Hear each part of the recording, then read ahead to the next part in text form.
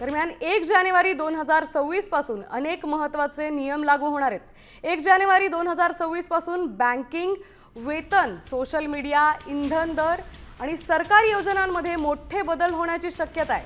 याचा थेट परिणाम शेतकरी, नोकरदार, युवक आणि सर्वसामान्य नागरिकांवर होणार आहे। नवीन नियम कुठले आहेत ते आपण बघूयात। क्रेडिट स्कोअर दर आठवड्याला अपडेट करणं बंधनकारक राहणार आहे। तर पॅन आणि आधार कार्ड लिंक अनिवार्य असणार आहे।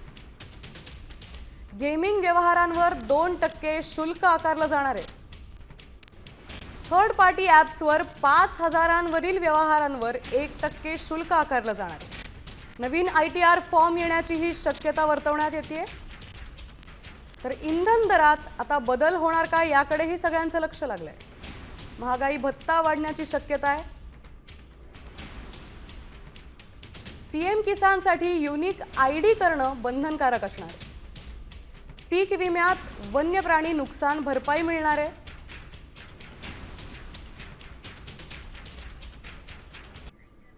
आता 1 जानेवारी 2026 पासून हे बदल होणार आहे।